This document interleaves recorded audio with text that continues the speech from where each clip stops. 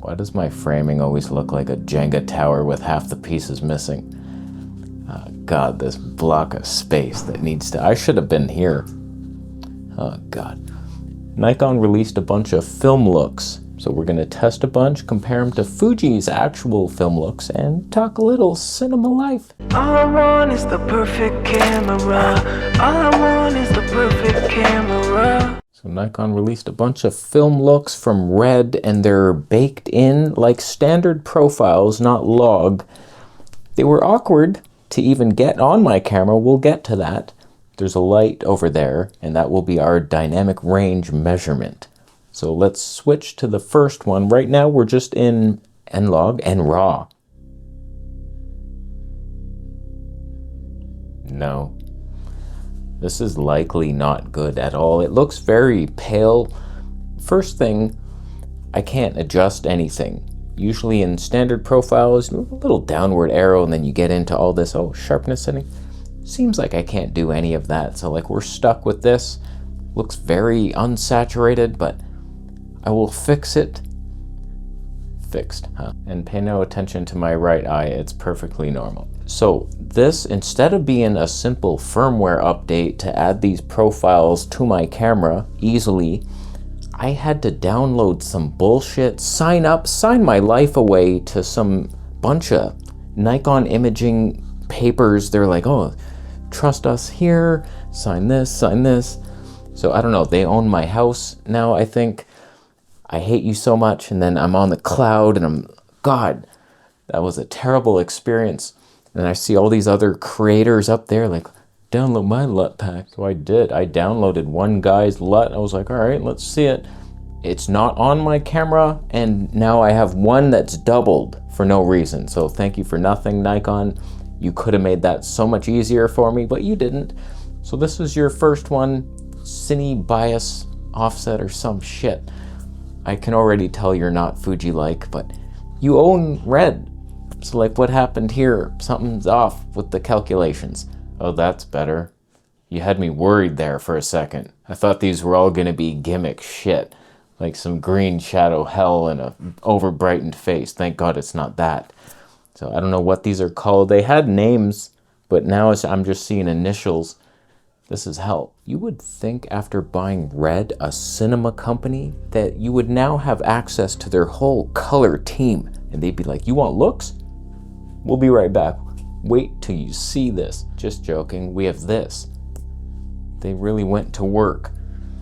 So, I don't know, every camera has like a little subsection menu of these kind of things, little filters, and most of them are just, they haven't changed from the point and shoots they were invented from in the 80s. It's like, we just poured it over to every new camera. It's like, here's toy camera and all this stupid shit. Fuji's the only one that actually has film recipes and looks. Whereas like, now you have Red, and it's like, this is what you did with it. This one reminds me of the first one. Same green shit and clipping face. What's different? This versus that first one, it's named different. I think you could have a lot of fun looks in here. Like, these are not gimmicks to me. It could be like you have this 80s look, 70s look. Do the decades then. Like, oh, here's a 50s look. Oh my God, but give me something better than these. Actually, this one seems somewhat normal. I don't have a green shadowy hallway that leads to Shrek's house, and I'm asking him for a sandwich. He doesn't even have much. I don't know why I even bother paying attention to what a camera looks like. Does it matter to anyone? I was doing Sony X3000 vlogs in my living room with window lighting for most of the show. Got way more views back then as well. Like, nothing has improved. When I got like the C70 and then the Fuji GFX 100 as medium format, I'm like, what am I doing? Another green one. That's great. Why is that a look? No one would want this. This is Sony shadow colors. This is bad. And I have another rant. Why the hell does this keep twisting? All I ever do is pull it straight out of my pocket and then back in. I don't turn it. There's no turn action here. And yet every time, watch it. How do you twist? What's the twisting part? You just go in the pocket. Okay, pull it out, stop, right back in. It'll happen by the end of the video. Now it's straight. Watch to the end. Stay tuned. Yeah. Okay, here's the last one. I almost have hope for this. It says red in the title. Come on. Give us something. Is this red raw? Basically, without the dynamic range? Come on, man. I saw a little comparison, ZR versus Airy, and I was like, Airy does look better.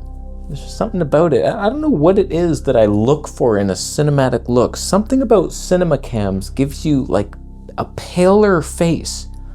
The mirrorless, you're always glowing with this weird saturation, and I'm like, what is that? Something's off.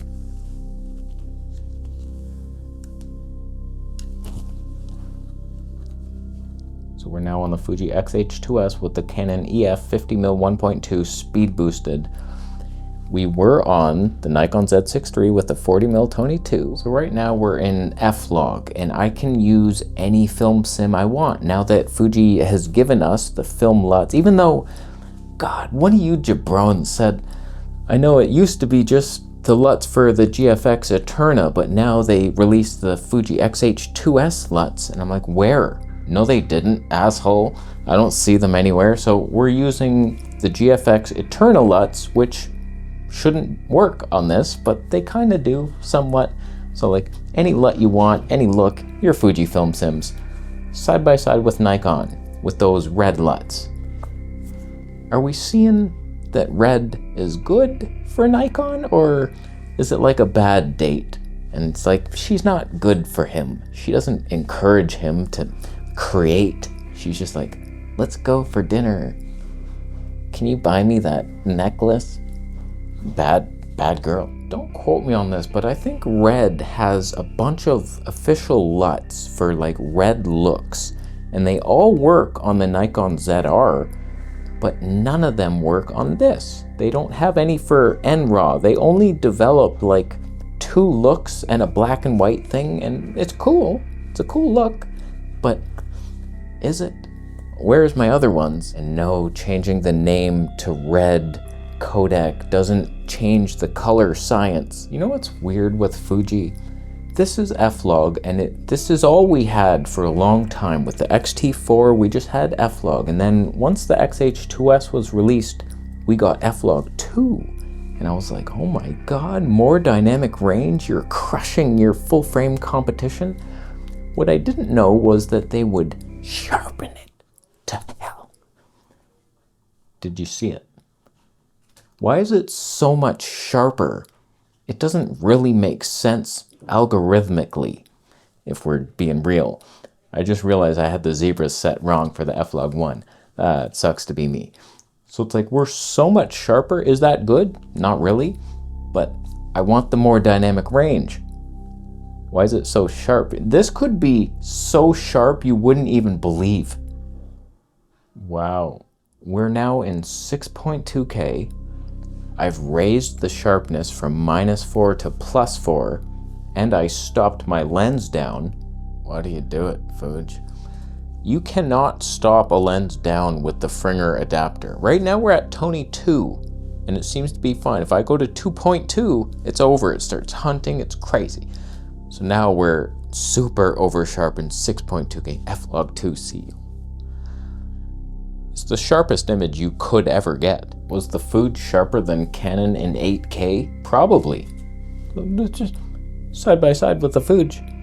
That's 6.2K, but over sharpened so much that you're just like, wow, my God. So we don't need 8K in our cameras. Just do HD, but make a log profile that's so sharp that you cut your hand when you go to switch into it.